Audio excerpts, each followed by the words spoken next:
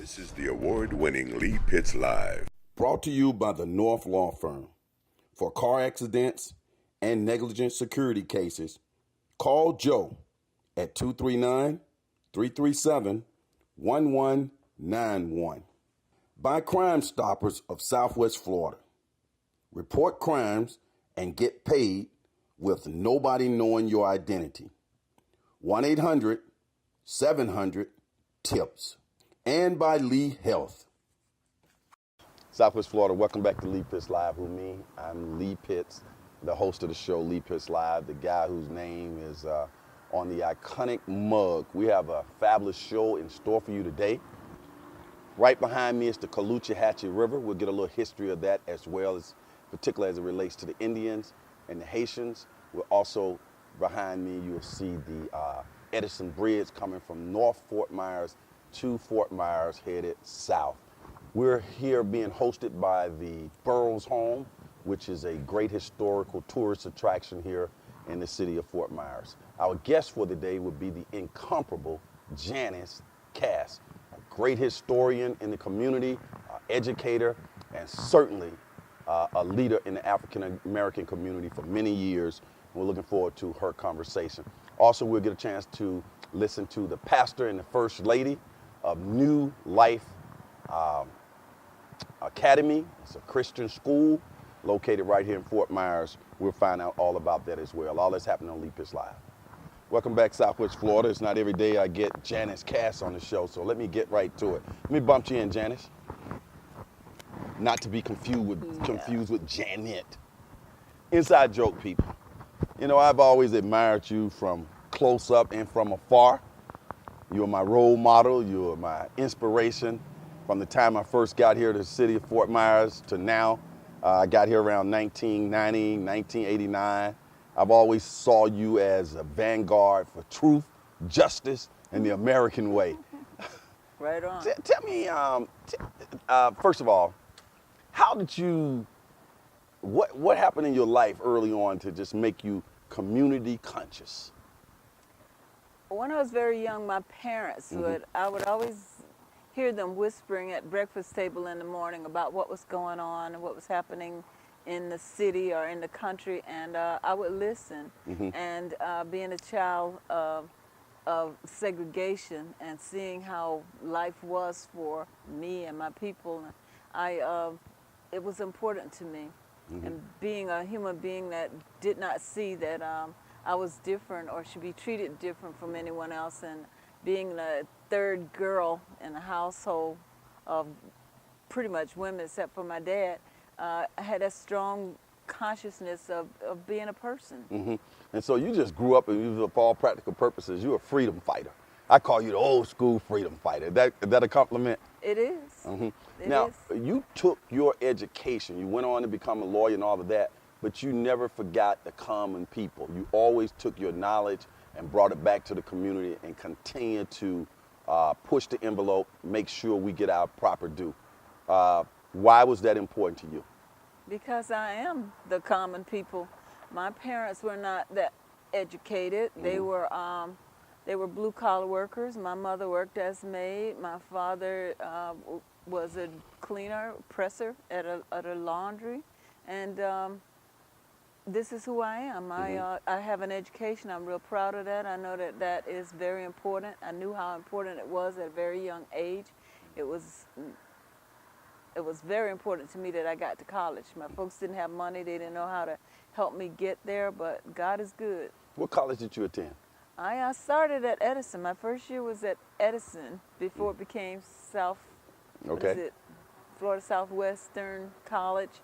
And I did 1 year there, transferred to Florida A&M, did my undergraduate work there, and I received my law degree from Florida State University College of Law. Let's stay there for a minute. Both of us did our undergrad studies at historical black colleges. I did my graduate work at a historical black college as well, Atlanta University. So my whole education, my whole indoctrination, I went to all black high school, all black elementary school. My whole life experience has been in a black community, in black experience. And I feel like I got a really good, solid foundation from that. It shaped my ideology. What's your thoughts about black colleges and how it impacted you? And going to black segregated schools. I went to segregated Okay. schools till I graduated from a segregated high school. I felt a lot of racial consciousness because it was so important. At that time, anything you heard about black people on the news was negative, and there was a real serious civil rights efforts being made during that period of time. So it was important that I be in a nurturing environment, and that's where I was. It was having gone to segregated elementary and high school, going to Edison was an eye-opening experience for me.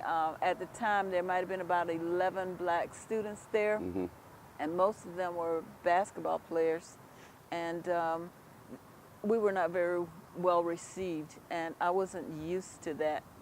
That was one of the reasons that I transferred to FAMU. I'd always wanted to go to FAMU anyway, and once I got to FAMU, FAMU has the reputation and the history of being the vanguard for fighting for rights of people of color. Okay. And they still do that. And later when I went to... So you on campus with the big fro and power to the people? Of course I had a fro. That's Black Student Definitely Union. power to the people. And I got to do some speeches and stuff Really? because that was important. And it was a different environment at that time. There was a big community, and believe it or not, even on that campus, there were a lot of organizations that weren't that politically informed or involved. So you had to constantly try to tap into them. You, along the way, we'll get into this in a second, but you just seem to have grasped an interest in the black history here in Lee County area, Southwest Florida. You even know some broader history about this river that's sitting behind us. Why that name, the Caloosahatchee River, we call it that, but give us a little history on that. A Caloosahatchee River is, Caloosahatchee means River of the Caloosas. The Caloosas were the first people, the ancient people, the first people to live here in Fort Myers. If you go to IMAG and that historic section in there, you're going to see some representations That would be of Indians? the Native Americans who lived here. Yes. And when we move around the city of Fort Myers, something that you seem to be very proud of or impressed about is the recognition of the blacks who fought in the Civil War for, I would assume they fought for the Union? Yes, definitely. Where are those monuments? Fort Myers was the southernmost fort for the Union, for the United States during the Civil War. And it was manned by colored troops during that period of time. And it was believed that part of the reasons for manning it by colored troops was purposely to insult the Southerners who were down here, to let them know that we're going to put black soldiers down here with you. There's a mural that is on the, the eastern side of the Federal Building. You can see it in the patio section that's behind Starbucks. And it represents, there's a representation of the colored troops that were here, as well as the Caloosas, the steamboats, and the cattle drives that were so prominent. When you, and we also have in the Centennial Park, we have a soldier standing up, a black soldier. Right. That's a great symbolism as well. Yes, it is. It's the only symbol that we have, and we worked real hard to get that symbol. Right. It was a beautiful ceremony when it was dedicated, and I'm real proud about that. A local professor, actually, Dr. David Kimball? Irv, Irv. Dr. Irvin Solomon Winsborough wrote a book about the history of Fort Myers. He was the first person to actually deliver the history about colored troops manning Fort Myers, manning the fort in Fort Myers during the Civil War.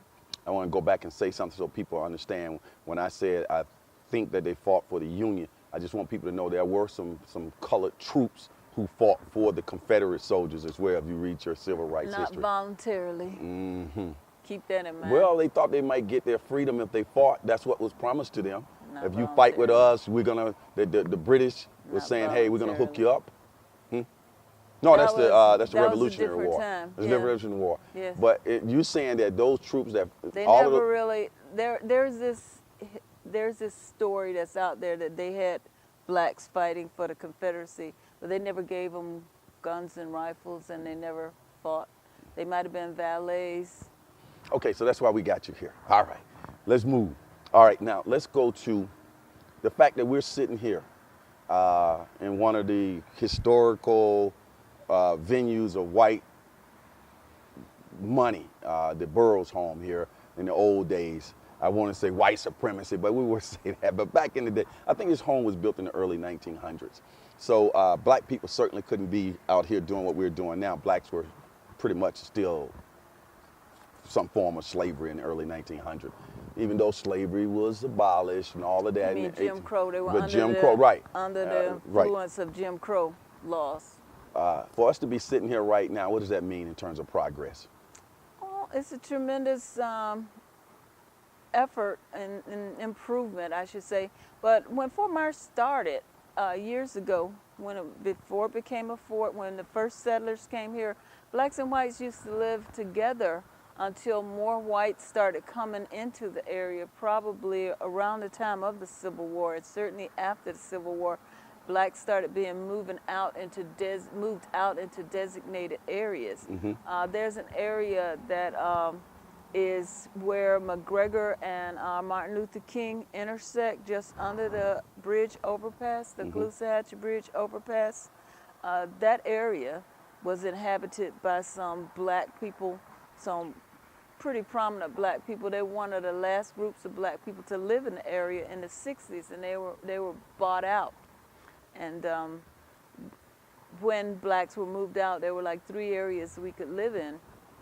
Dunbar, which was called Safety Hill, which was supposed to be the safest place for black people to be and not be harassed or molested by whites during that period of time.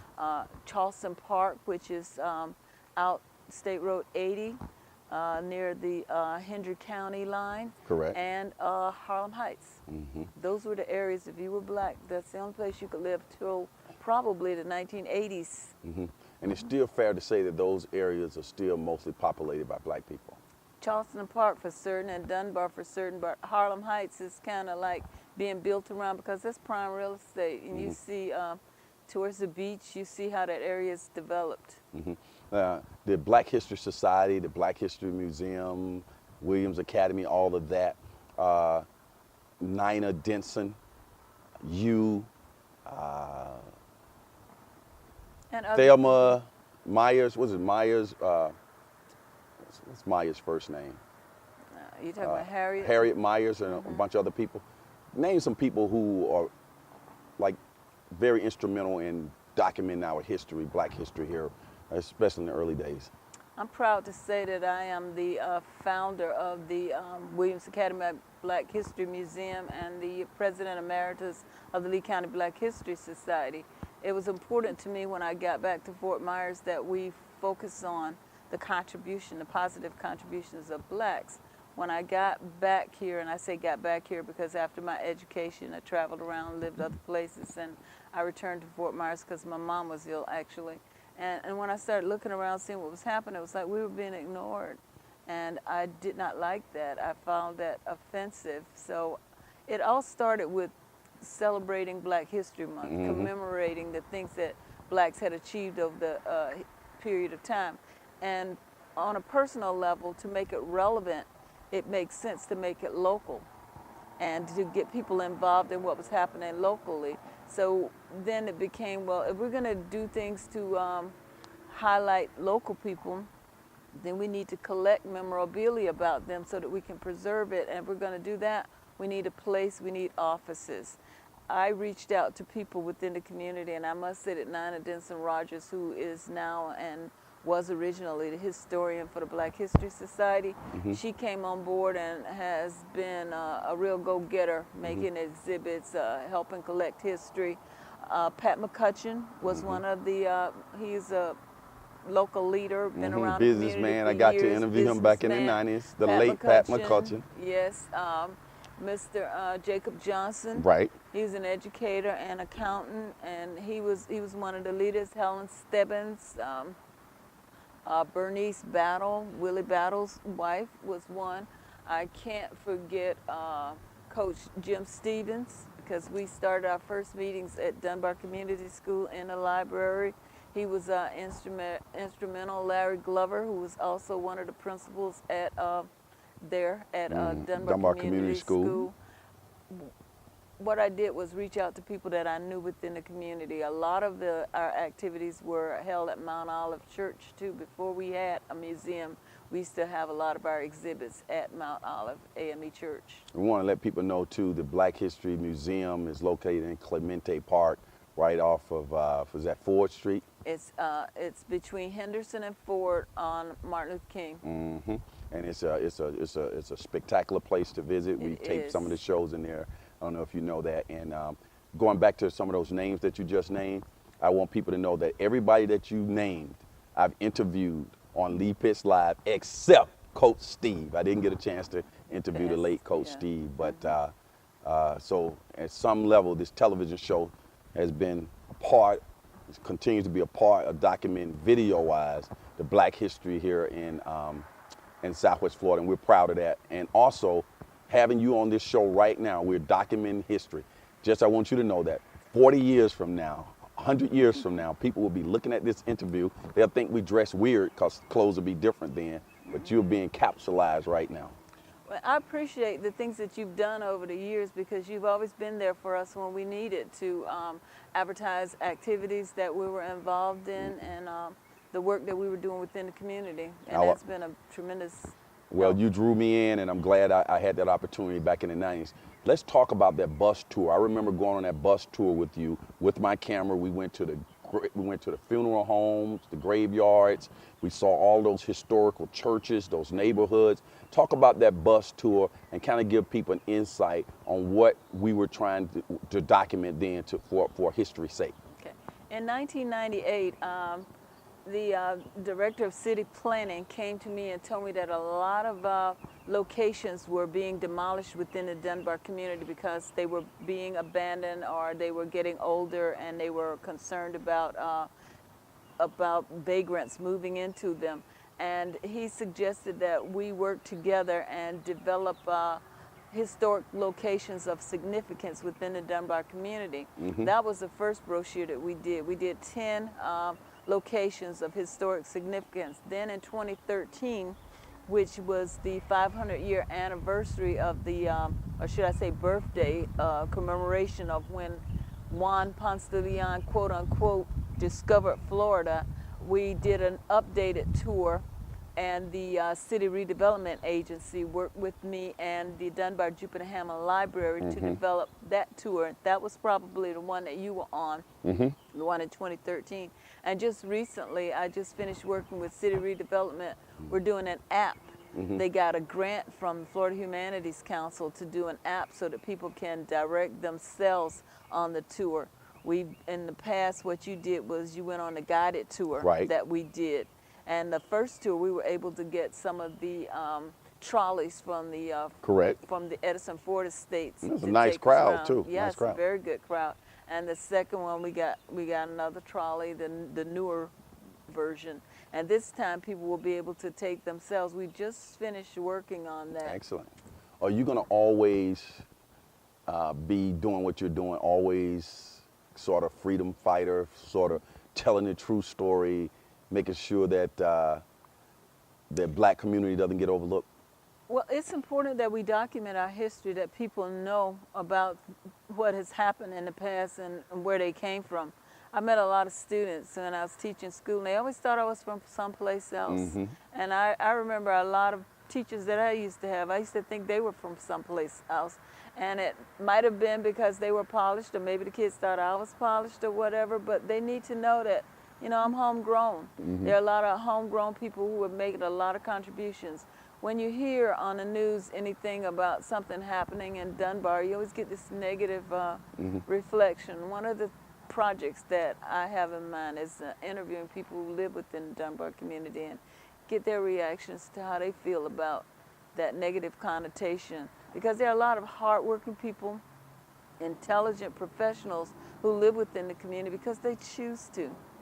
And that's significant. If everybody takes their talents and their wealth out of the community will never grow and develop. And right now, Dunbar is on the precipice of redevelopment, and I definitely want to be a part of that because we need to infuse our soul and our point of view and our values in whatever happens within our community. Well, we're lucky to know that we got you right there as one of the eyes and ears on the prize. We're sitting here in March, which is, I think, Women's History Month. A lot is being said throughout the media about women's and their, since women's suffrage and the progress that has been made and so on. And we have several women who are running for president of the United States. I said all that to say this.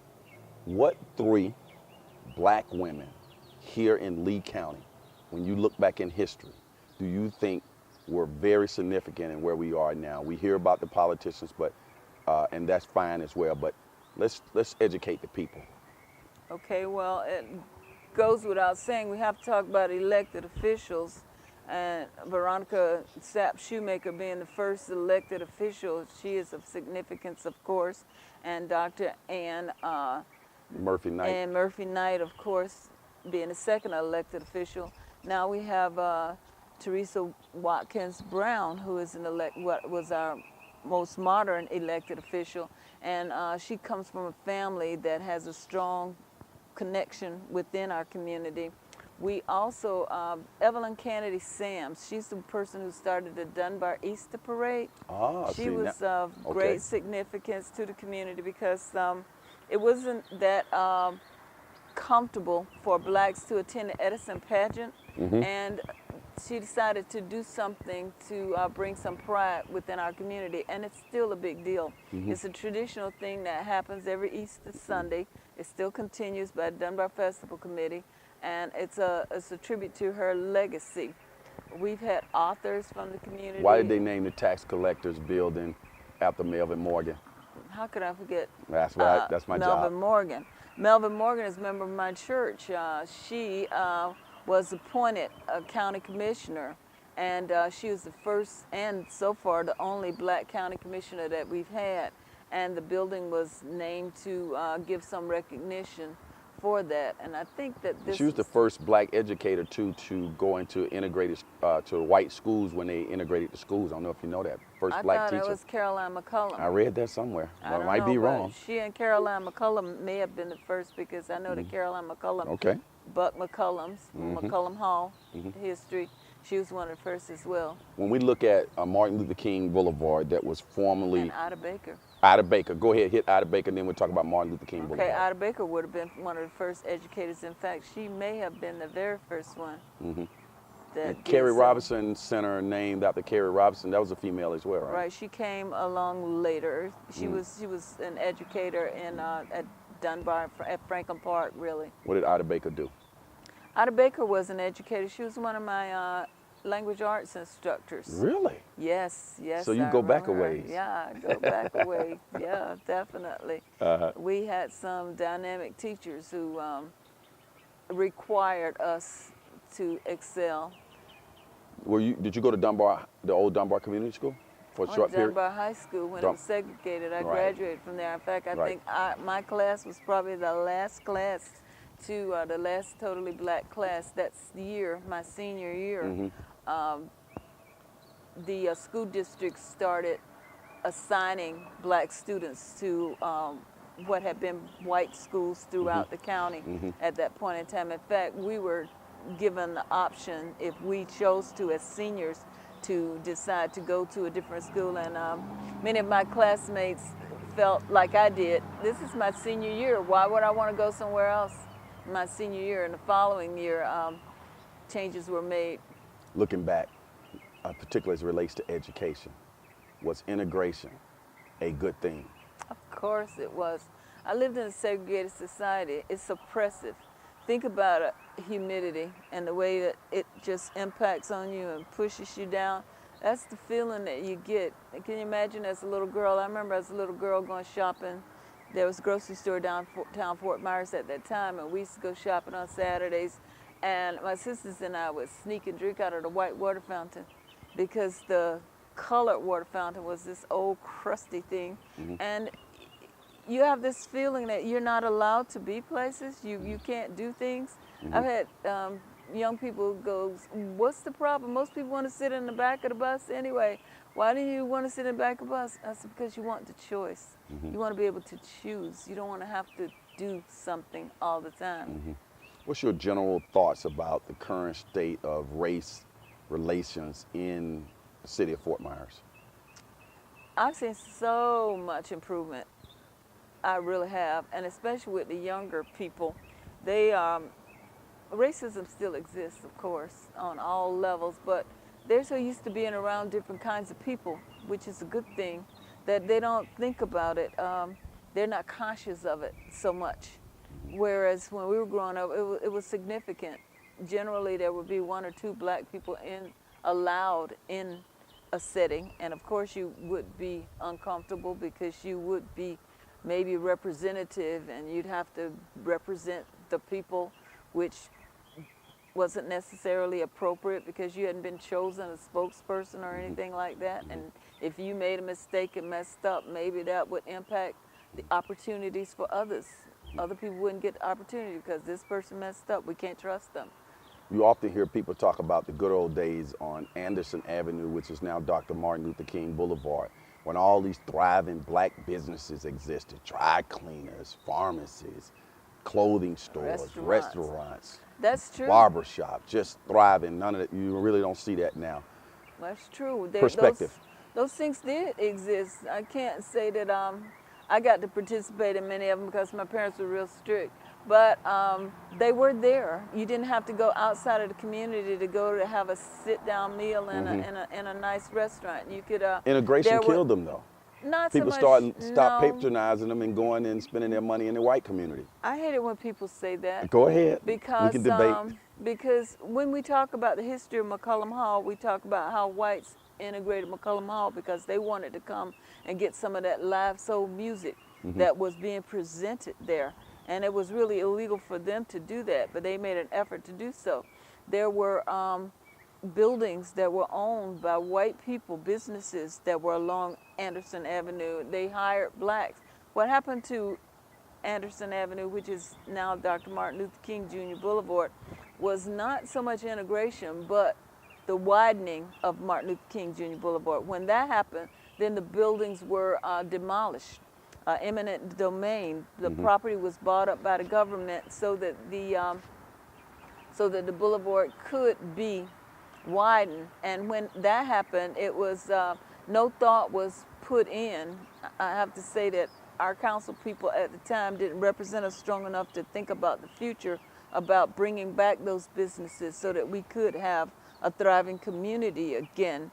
And an additional fact was that a lot of the people who owned the businesses there, they got older, they died, their children sold the businesses, they moved away. So we can't blame it on integration. That's an easy out. That's not what one of the problems too is that not people totally, don't want to invest. But it is a people factor. don't want to invest within our community. That's another factor. I mean, if we had something to bring people to, you know what they say, if you build it, they will come. You build some on MLK, people will come. What do you see the future? We see all this economic development planning for various wards downtown, midtown, and all of these types of things are coming. Is Dunbar going to get overlooked in this process, or you feel positive about it? I'm just hoping I'm a part of it because we need local people who understand the community because our community is complex. Southerners are complex, and black Southerners are even more complex. And history has taught us to be suspicious. So I would like to be a part of that to make sure that things that we want within our community happen. But I see a very bright future. In fact, I need to get my sunglasses out. I just want to be a part of it and see it happen. I'm sure you're going to be a part because you don't let anything fly by you. I try. Final question, Janice. How can people who are watching this interview and so impressed with you and what you're talking about, how can they get involved in knowing what's happening and being a part of the discussion process? What would you suggest they do go to the city website or what? Well, I've done a few things and I'm involved in a few projects. Right now, I am chairperson of the Friends of the Dunbar Community Library, Dunbar Jupiter Hammond Public Library. And that's just before you go there, I remember the old library. I used to love to go there too. What was her name? She passed away. Let's pay homage to her, the librarian. Miss Mary. Miss Mary, that's what we used to call her. Yes, Let's leave it at that. I am so ashamed that I can't think of her last name right now. But yes, she did a whole lot to make that library, to build it up, to do the collection of the African American literature. Right. In fact, that our library has the largest collection of African American literature in the county. And as chairperson, we want to make sure that we maintain the strength and the identity of that library and keep it within the community, because there was a time when there was no library within our community. I remember coming downtown and not being so welcome and having to be sectioned off. I changed topics slightly. You were getting ready to talk about the organization that you're a Right. part of at the Dunbar Jupiter Hammond. The other organizations that I'm involved in through my church, Social Action Commission at my church at Mount Olive African Methodist Episcopal Church, we are actively Big shout out involved, to Pastor Gibbons. Big shout out to Pastor James Gibbons. We are actively involved in working within our community. A part of what AME Church does, our missions are to help make improvements and be involved. During the election last year, we formed with some other community organizations a community coalition, and we're hoping that that organization will continue and get people involved in the redevelopment efforts, and always Looking forward to getting you back. Keep that history documented. I should do my best. When we come back, we'll get a chance to talk to Pastor Eric Johnson and his wife, Denise Johnson, and learn more about the new Christian school, New Life Academy right here in the heart of Fort Myers. We'll be right back. Hi, everybody. Thanks for watching Lee Pitts Live. Of course, I'm Lee Pitts, the host of Lee Pitts Live. We're here at the Holiday Inn Airport in Fort Myers, and I want you to continue to watch Lee Pitts Live on television, on YouTube, and of course, listen to us on radio. But to get all of your shows to come right to you, just click on that subscribe button right there, and Lee Pitts Live will come right to you, your time, your way. That's Lee Pitts Live.